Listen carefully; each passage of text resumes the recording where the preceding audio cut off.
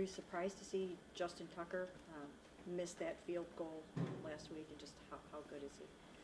Tucker's he's an elite kicker that has had ridiculous results in his career. There was definitely some weather in that game. Not sure if he got all of the ball there. It looked like just about a yard short.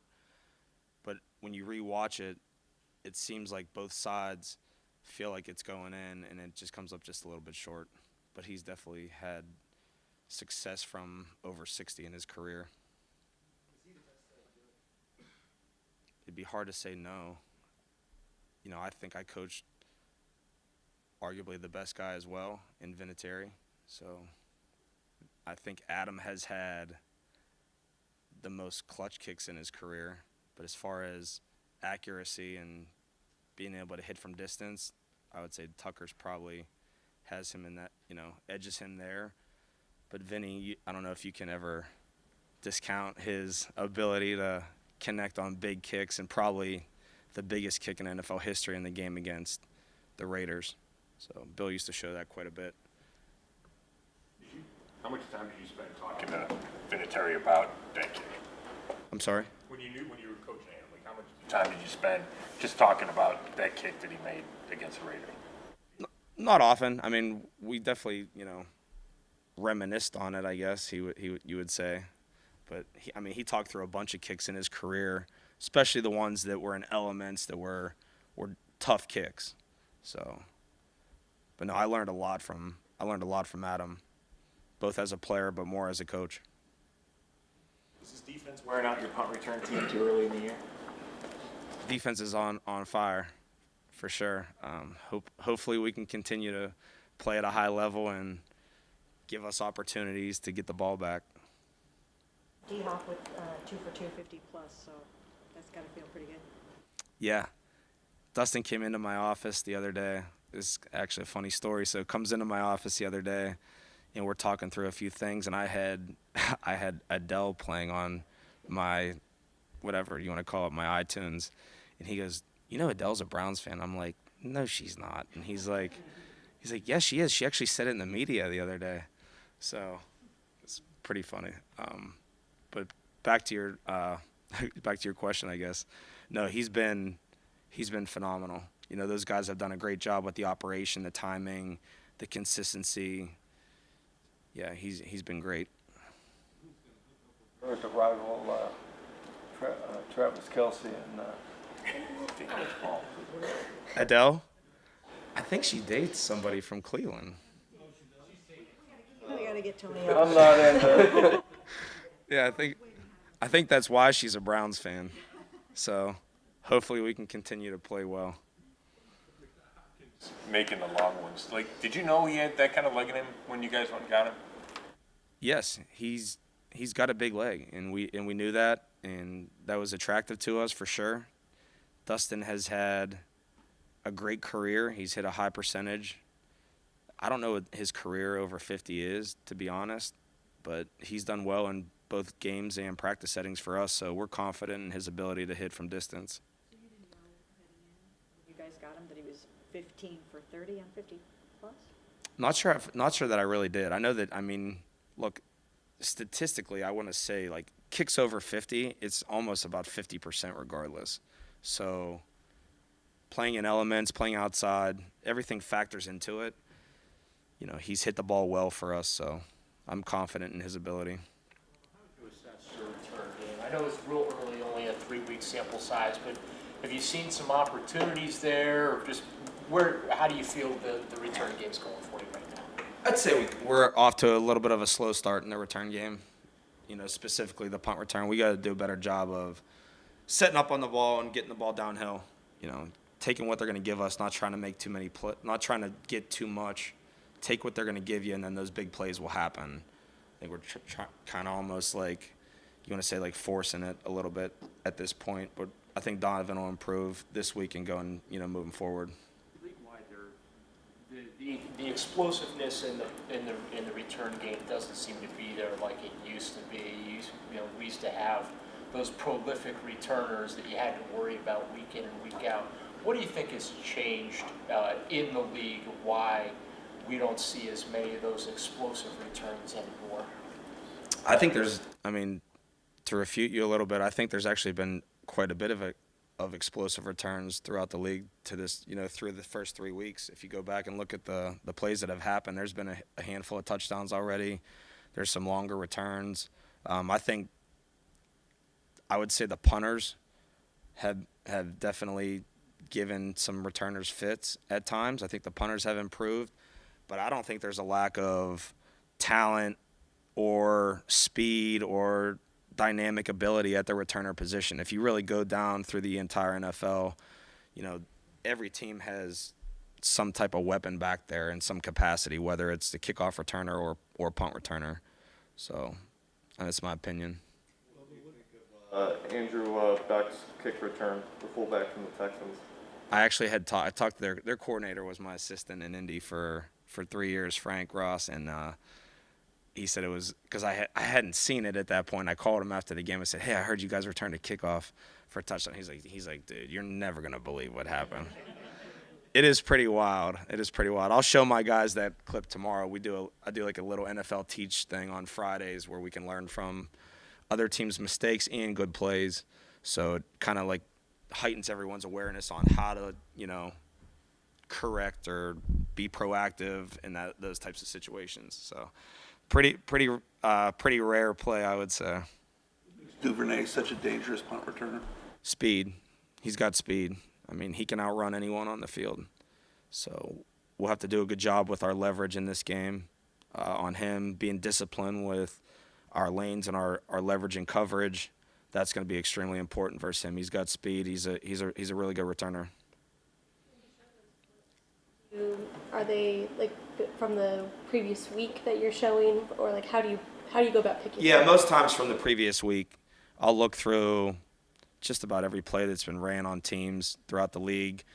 Our video guys do a great job of categorizing them so I can get to them easy, and just looking for good things to teach off of, leverage, good tackling, things like that, and then you show, I'll show a good bit of penalties, like poor decision making, good decision making, things like that.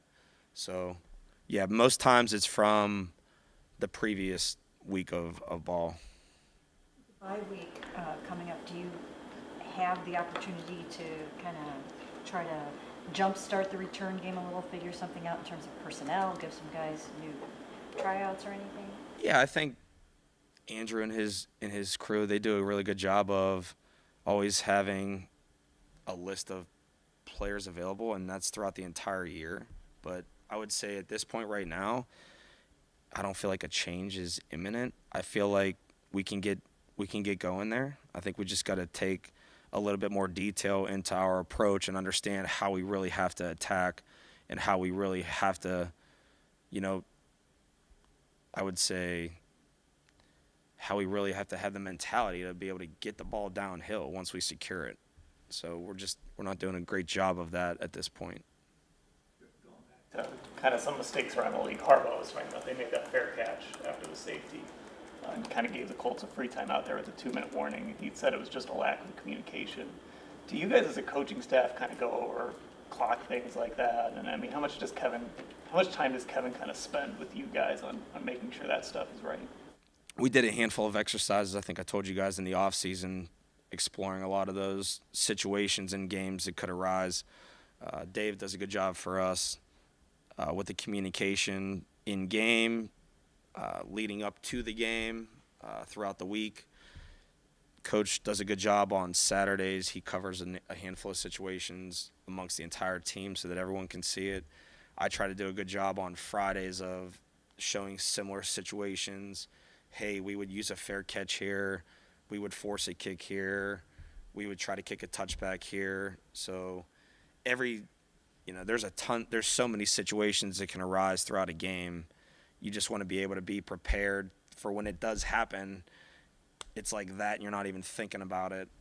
So, unfortunately for Baltimore, they had a mishap. Fortunately for us, they lost the game. Bubba, with Dustin getting here, how have you just seen Corey and Charlie and those three working together to get everything down since he got here? It's been those guys have gotten along great great relationship on this early part of the season for them. They all get along well. They all work hard. They're all professionals.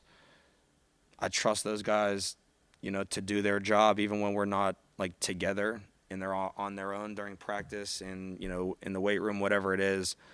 They all have a great approach and, hopefully we can keep producing well. A couple of the guys on the defensive veterans this offseason said that when this team really clicks, it'll be because special teams has clicked. With the defense performing the way it has in these first couple of games, do you feel that kind of motivation to play at that same level as them? Definitely. And I think for us in the kicking game, how we're built, we use a lot of defensive players. And a lot of those guys that are playing defensive snaps are contributing on our units. You see JOK last week with the tackle on kickoff, Anthony Walker with the tackle on punt. Like he and Taki, those guys have done a really good job for us. And, the defense has been almost like infectious to the rest of our team to play at a high level. So I think that, everyone has to hold up their end of the bargain. The best way to win a football game is to play complementary football with your offense, your defense, and your kicking game, being able to control field position. So I think that, moving forward, that's our goal. Protect the football, control field position, play good defense, and then plays will happen on offense, special teams, throughout the game. We're starting to see a couple more. We're starting to see teams use that new fair catch rule.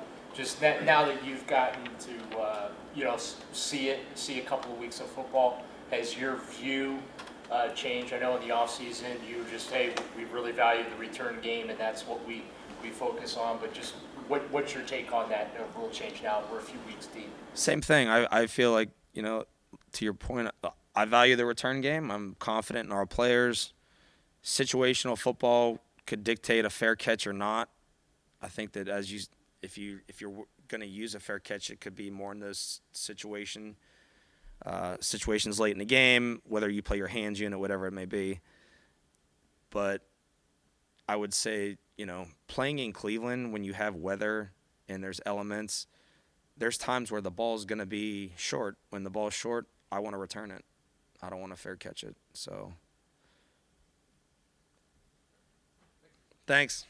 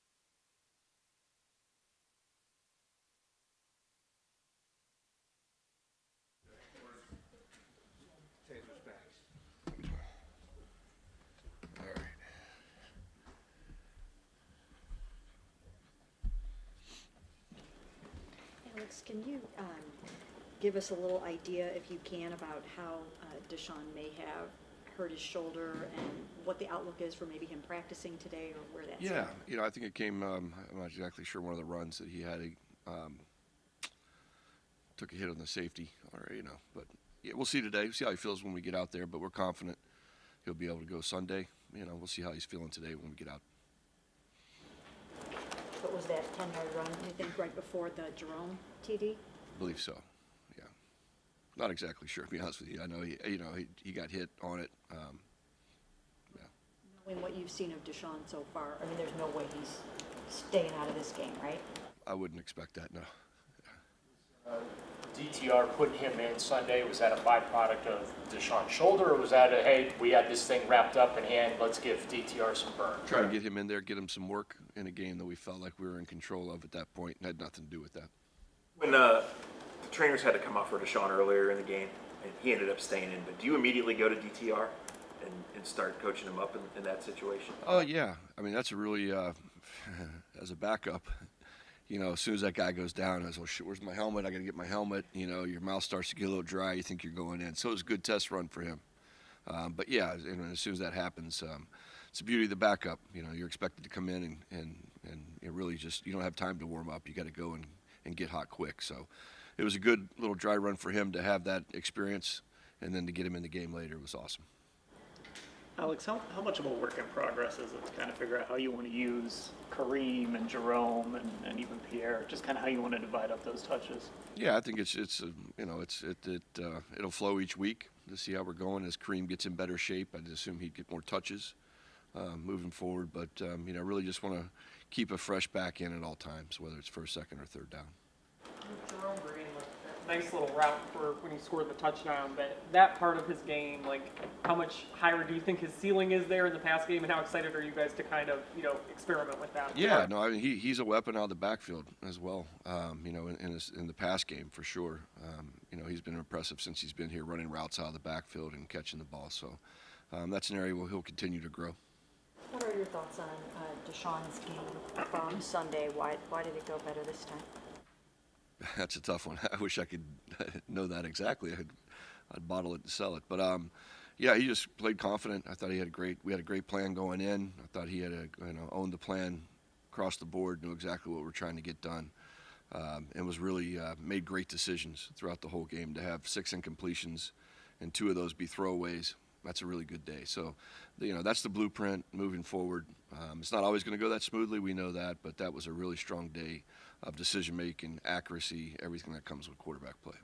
Elijah's had 9 targets on Sunday. Just kind of how have you seen him handle kind of bouncing back and forth between more of either receiver role or running back role, and how you guys are using him? Yeah, we ask a lot out of Elijah because we know he can handle it. That's the thing. So as we keep growing with him, we'll keep finding ways to get the ball in his hands. He's a very good runner after the catch, whether it's handing it to him in the backfield, throwing him a short route, bubbles, whatever that is. We're going to try to get him as many touches as we can throughout the course of a game. After the game, Watson said he felt more composed, he controlled his emotions, he wasn't over celebrating good plays and all. As a coach, can you change that, or is that up to him to fix his emotions? I can help. I can definitely help. I didn't do a great job in Pittsburgh, and that's something I learned from, But moving forward, I think he has that understanding. You can't play the position like a linebacker all the time. So, holding your emotions and just really resetting and moving on to the next play, the next series. That's something we all learned from in that game. Sean and Amari talked about the communication that they have on the field and how Amari has been able to kind of talk him through some things. As a coach, how important is that to have a guy that can kind of read the field for him and help him as the game plays out? Veteran receiver like Amari's awesome. Came to us very early in that game and said, hey, I think I can get by these guys outside. And he was right. So some of the routes that we had that were shorter, we adjusted and went to the deeper version of the routes, and it really paid off for us. But you're always going to listen to a guy like Amari. He's got a ton of experience.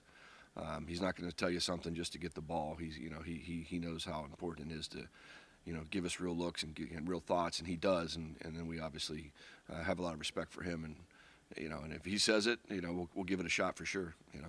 What would you have done differently in Pittsburgh to keep Deshaun a little bit more centered in that. And I could have probably reset him a few more times than as opposed to just letting him be upset and angry, at times. So, I put that on myself as much as anything. That relationship that we have to have on game day has to be very, calm, and just going from play to play after each series and just talking through things and getting them ready for the next series. I could have definitely done better. Seen from the Ravens defense dealing with all the injuries, they had to make a bunch of adjustments there. Yeah, I mean they're beat up with the injury bug. It's just the way it goes in this league. They're good. They've been doing what they do for a long time within their scheme. They're tough to get ready for. There's just a lot. There's a lot of defense they put on the field, fronts, coverages, pressures, everything. So anytime you get ready for a Baltimore defense, you're going to spend the extra hours getting ready because they present you with a lot of different looks, and they're very sound in their scheme, and they understand what they're doing regardless if the starters are in there or not. It seems like you guys were force-feeding Elijah Moore a little bit Sunday. Do you guys think it's just a matter of time before he pops home with all his explosive ability? Oh, yeah, for sure. I do. I mean, he is dynamic with the ball in his hand. He's going to make guys miss at times, and he's got the speed to run away. So, matter of time before he pops a big one. Even without Marlon, are those guys in the back end as physical as they usually are with the receivers? They are. 21 plays really physical on the left side. The guys on the right, they're kind of rotating in and out, but it's a physical defense. That's one thing we've talked about. Play a lot of man coverage at times, so we have to be able to beat man when they give us those opportunities outside. But they will definitely get up in your face at the line of scrimmage and make it tough for you to release. What are you seeing out of Clowney? How does he fit with that scheme over there? Good. I mean, he's a dynamic guy. He's explosive and quick and long. There's a lot of things that that he can be disruptive on, but he looks like the same guy.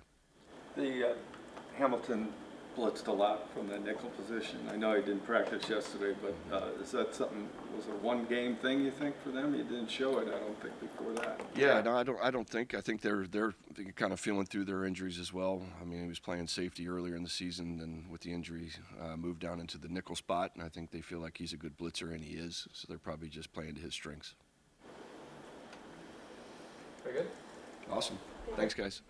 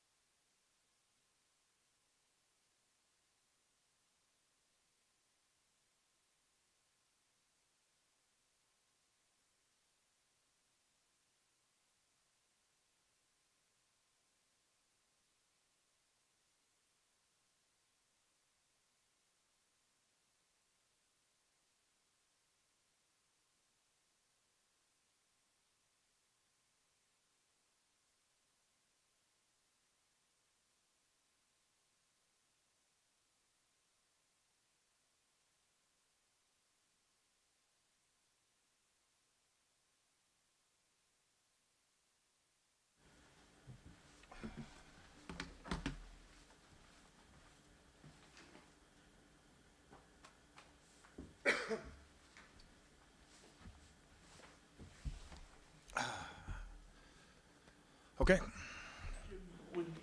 We talked a lot about the aggressiveness of your defense. How much did you balance the aggressiveness with, obviously discipline when you're dealing with a guy like Lamar? Well, I mean, speed, effort, those kind of things, we're going to go. I mean, I think you can err on the other side of Lamar Jackson. If you sit there and shoe the chickens, as we say, you're not going to get him either. So we're going to rely on our team speed. We're going to rely on team defense. We're going to rely on running through with leverage and, try to take the fight to him as opposed to sitting back and, trying to hem him in. What do you make of the turnover number right now? Does it bother you? Did care less? You guys are really scraping for criticisms. We're trying to win the game. We're trying to keep the points down. Trying to set our offense up in good field position. I think it's a little bit like first question. You can overcorrect on, trying to be whatever the word is. And too disciplined isn't a good word, but you can err on the side of caution with a guy like Lamar Jackson, and that can get him free. You can overcorrect on turnovers, and you can give up a lot more big plays. And Tone, the big play we've given up the whole year was probably a result of guys that were trying to jump a play, feeling they need to make them. We're just going to let the defense work. We're going to try to play physical. We're going to try to play fast. And, then we'll, see what happens after that. But, we're going to be around the football, and good things will happen when you're around the football. What seems to be some of the hallmarks or characteristics of their offense under Todd Monken? What is he bringing to them? There's still a lot of carryover from last year, particularly run game and quarterback run game. But, probably a little bit more emphasis on some of the drop back game. His completion percentage is way up. They're trying to, get high percentage completions, get the ball out of his hand fairly quickly. But that goes both ways. It comes out of his hand a little bit faster, but sometimes he's really dangerous when he's holding the ball a long time, making guys miss and making big plays down the field. So there's still a lot of carryover from years past. And I think with Coach Harbaugh there, he's not going to let it get too far away from his philosophy and their effort to be physical and control the game with the run game. So, there's a lot of stuff there, and, we'll have to be ready for a lot of different personnel packages. They use different packages within personnel packages and things like that. So, we'll match it a lot of different ways. In the film room going over, breaking down Lamar, and you see he's shaking off 2 and 3 tacklers. Looks like he's wrapped up, but he's not wrapped up. What are you telling your players about those situations, and why is he such a difficult player to bring down? Well, because he's one of the best athletes in the NFL, and he just happens to play the quarterback position. So, if we saw running backs doing that, we wouldn't bat an eye. We got to tackle him like he's a running back, tackle him like he's a wide receiver. Just because the ball's in his hand doesn't mean that he's still not a threat to run. So, I think that probably has a lot to do with it. And, we're going to try to be physical. If he does run, we're going to try to play our game and, put some hits on him and, those kind of things. But, you got to tackle him like he's a running back. And, if you half step, if you play too cautious, or, a guy like that, if he pumps you off your feet, we're not playing good defense if you see guys leave their feet on the quarterback, right? Because he's just going to pull it and he's going to fly past and he's going to make a big play. So we got to stay on our feet. We got to tackle through his midsection, and we got to get him on the ground like he's a running back. What can you say about Miles' 3.5 sack game and just how dominant he appeared to be from start to finish in that game? I think there's still meat on the bone, to tell you the truth. I think, there's still times, we haven't played a lot of snaps because we've been getting off the field on third down. So that hasn't given the guys, a lot of opportunities to rush, but they're still hitting the quarterback a bunch and, things like that. So, sacks are great and we want to get sacks, but, sometimes a great pass rush doesn't equal a sack. Sometimes the ball can be thrown quick and it be an incomplete pass. Sometimes, sometimes it can be a tipped ball. There's a lot of different ways. And, as long as the defense works, that's what we're looking for.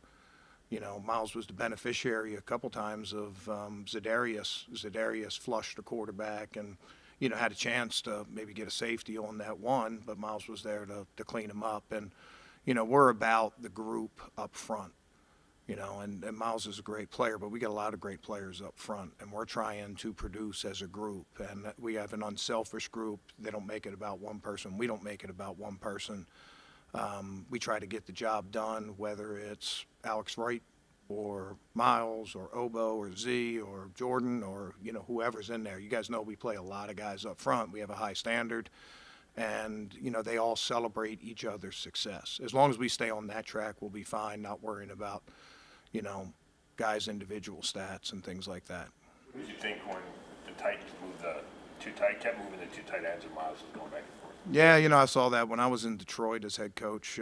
Saw a team do that to Calvin Johnson, put two guys in vice over him, and, sometimes you never, it's like, wow, first time I ever saw that. And teams follow, but that's, we have the ability to be able to give Miles the freedom to, move away from some of those situations. And I think you just saw that.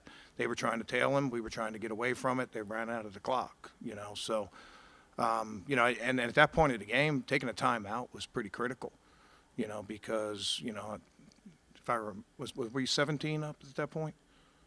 But timeouts were critical. It's fourth quarter. Timeouts are critical. So, the effectiveness of that and then having a good effective pass rush on the other play, when it's all said and done, whether Miles is dribbling or they're chasing two tight ends across him or, whatever, it's what happens after the snap that's the most important. And, we got to cover, we got to rush, we got to stop the run, we got to stay after this quarterback. We do those things, we'll be happy. Like Lamar, who's equally adept at running or throwing, do you try to take one away? No, we just try to play our schemes the best we can and play good team defense. And like always, we try to put an emphasis on relentless effort and speed and physical toughness and some passion for the game. And, if we do those things, then that'll be enough to stop a dual threat at quarterback.